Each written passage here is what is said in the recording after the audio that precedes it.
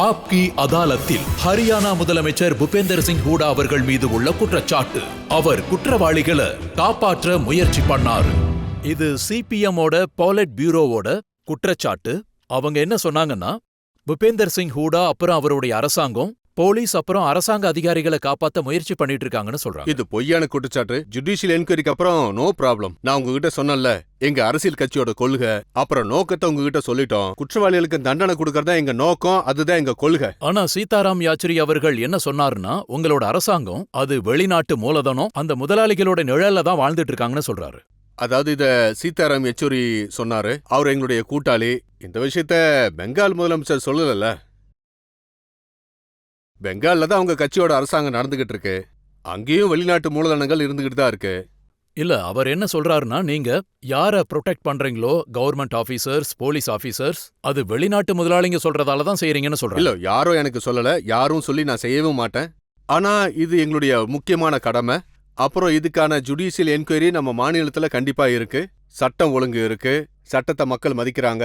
சட்டத்துக்கு ஏத்த மாதிரி தான் குற்றவாளிகளுக்கு தண்டனை கிடைக்கும். எந்த என்கொயரியை நீங்க ஸ்டார்ட் பண்ணீங்களோ அது உங்க அதிகாரிகளுக்கு மட்டும்தானா, நிர்வாக அதிகாரிகளுக்கு மட்டும்தானா?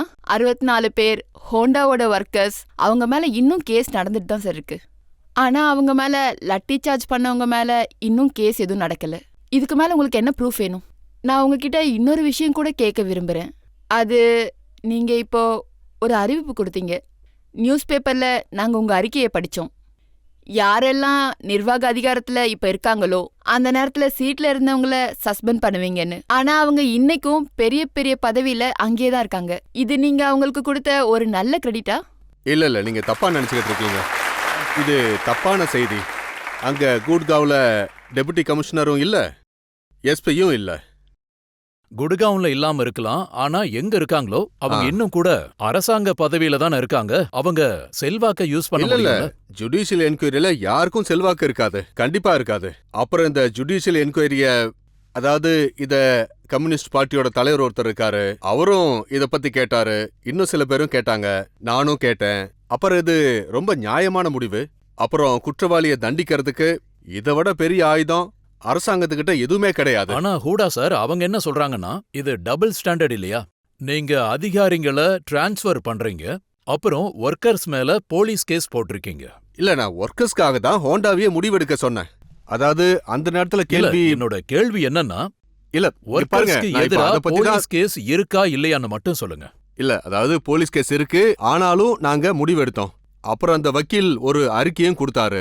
அதாவது அவங்கள எங்களுக்கு எதிரானவங்க யாருமே இல்ல அப்படின்னு. அப்புறம் நாங்க ஆல்ரெடி டிக்ளேர் பண்ணிட்டோம், அந்த கேஸை நாங்க வித்ட்ரா பண்ணிக்கிறோம்னு. ஏன்னா ஒர்க்கர்ஸோட நல்லதுக்காக. இன்னைக்கு நீங்க பப்ளிக்கு இந்த நம்பிக்கை கொடுக்கறீங்களா? அந்த 64 ஒர்க்கர்ஸ் மேல இருக்கிற கிரிமினல் கேசஸ நீங்க வித்ட்ரா பண்ணுவீங்களான்னு சொல்லுங்க. நான் தான் சொன்னேன்ல, அவங்களுக்கு ஜாமீன் வாங்கி கொடுத்தேன். இல்ல, ஜாமீன் இல்ல, அவங்க மேல இருக்கிற கேசஸ வித்ட்ரா பண்ணுவீங்களா? அது கோர்ட்டோட வேலை. ஆனா நாங்க விரும்புறோம். அவங்க அந்த முடிவெடுத்தாங்கன்னா அது நல்ல விஷயம்தான். ஆனா கோர்ட் என்ன முடிவெடுக்கணுங்கிறது அது கோர்ட்டோட வேலை. ஆனா அத நாங்க சொல்றதுக்கு விரும்பவே இல்ல. மக்களை கேட்கலாம், அவங்க மனசுல என்ன கேள்விகள் இருக்குன்னு கேளுங்க. நான் கன்பத் தல்வர் சிங். சொல்லப்போனா நான் ஒரு வக்கீல். சரி, கேளுங்க. நான் மாண்புமிகு முதலமைச்சர் கிட்ட இதை கேட்க விரும்புறேன். அவரு 64 ஒர்க்கர்ஸ்க்கு எதிரா கேஸ் போட்டிருக்காரு. அப்புறம் எந்த அதிகாரிகள் அதுக்கு பொறுப்பாலையோ அவங்கள டிரான்ஸ்ஃபர் தான் பண்ணிருக்கீங்க. அவங்கள ஜுடிஷியரி என்கொயரி மூலியமா முதலமைச்சர் காப்பாத்திக்கிட்டு இருக்காரு. அப்புறம் அந்த ஒர்க்கர்ஸ் யாருக்கு எதிரா அந்த கொடுமைகளை பண்ணிருக்காங்களோ அவங்கள அடிச்சிருக்காங்க. அவங்களுக்கு எதிரா இமிடியேட்டா கேஸ் போட்டிருக்கீங்க. ஒன்னு அந்த அதிகாரிகளுக்கு எதிராகவும் கேஸ் போட்டிருக்கணும், இல்ல ஒர்க்கர்ஸ்க்கு எதிரா கேஸ் போட்டிருக்க கூடாது. நான் இந்த ரெண்டுக்கான பதில உங்ககிட்ட இருந்து நான் எதிர்பார்க்கிறேன். விஷயம் என்னன்னா, எந்த ஒர்க்கர்ஸ்க்கு எதிராகவும் அவங்க கேஸ் போட்டிருக்காங்களோ அது நான் ஜுடிஷியல் என்கொயரி அனௌன்ஸ் பண்றதுக்கு முன்னாடியே போடப்பட்டது. அது முன்னாடியே நடந்துருச்சு. ஆனா நான் ஜுடிஷியல் என்கொயரி அனௌன்ஸ் பண்ணதுக்கு அப்புறம் அத ஜுடிஷியல் என்கொயரி மட்டும் தான் முடிவு பண்ணும். அது அவங்களுக்கு எதிரா முடிவு பண்ணும். அதான் சார், எப்படி ஒர்க்கர்ஸ்க்கு எதிரா ஜுடிஷியல் என்கொயரி ஸ்டார்ட் ஆகிறதுக்கு முன்னாடி கேசஸ் போட முடியுமோ, அதே மாதிரி அதிகாரிகளுக்கு எதிராக கூட கேசஸ் போட்டிருக்க முடியும். அதாவது நான் சம்பவ இடத்துக்கு போனதும் அங்க நான் ஜுடிஷியல் என்கொயரியை அனௌன்ஸ் பண்ணிட்டேன். ஆனா அதுக்கு முன்னாடி இவங்க மேல கேஸ் போட்டாங்க. அப்புறம் அவங்கள பத்தி நான் என்ன சொன்னேன் அப்படின்னா, இது அரசாங்கத்தோட வேலை அப்படின்னு. அவங்க எல்லாருக்கும் நான் ஜாமீன் வாங்கி கொடுத்தேன், அவங்க எல்லாருக்கிட்டையும் பேசினேன், எங்களுக்கு எதுவும் தெரியாது.